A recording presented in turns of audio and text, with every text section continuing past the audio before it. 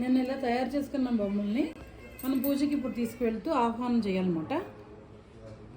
ఆవాహనం చేయడం కోసం మనం ఒక నదీ తీరం దగ్గరికి కానీ ఒక చెరువు అలాంటి చోటకి కానీ వెళ్ళి అక్కడి నుంచి మట్టి తీసుకుని మన పూజా మందిరం వరకు తీసుకొస్తూ అమ్మవారిని అక్కడ స్థాపితం చేస్తాం. ఇది ఫస్ట్ ప్రాసెస్ అన్నమాట.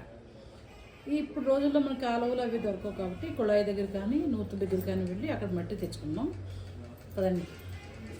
ఇలాగ కుళాయి దగ్గర నీరును కొంచెం మట్టి తీసుకొని నెత్తి మీద నీళ్ళు చల్లుకుంటూ మనం మట్టిలో పుట్టింది మట్టిలో పెరిగింది మా ఇంటికి వచ్చింది సావిత్రి గౌరి, మట్టిలో పుట్టింది మట్టిలో పెరిగింది మా ఇంటికి వచ్చింది సావిత్రి గౌరి అని పూజా మందిరం వరకు మనం అనుకుంటూ తీసుకోవాలన్నమాట.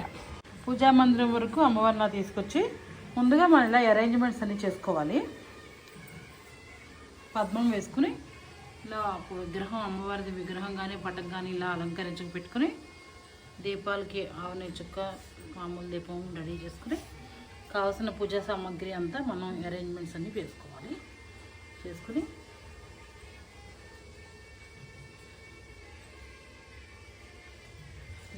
అఖండానికి అన్నీ రెడీ చేశాను కదా, అఖండం కూడా వెలిగించుకోవాలన్నమాట. అలాగే అమ్మవారిని మనకి ఇలా స్థాపితం చేసుకోవాలి.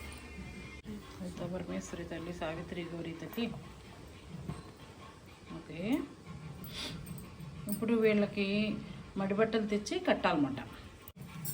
ఒక వైట్ డ్రెస్సు వైట్ క్లాత్ ఏదైనా తీసుకుని అది పసుపు నీళ్ళలో ముంచి ఆరేసుకొని ఇలా ఆరిపోతుంది, లైట్ గోధుమ రంగులో వస్తుందన్నమాట.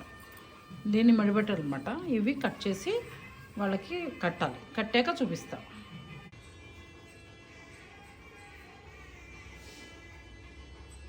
అమ్మవారికి వస్త్రధారణ అయింది కదా, వస్త్రధారణ చేశాక మనం గౌరీదేవిని వినాయకుడిని ఇలా తామలపాకు పెట్టుకు రెడీ చేసుకుంటున్నాం. ఇప్పుడు పూజ స్టార్ట్ చేయాలి. లలితా పరమేశ్వరి సహిత సావిత్రి గౌరీదేవి.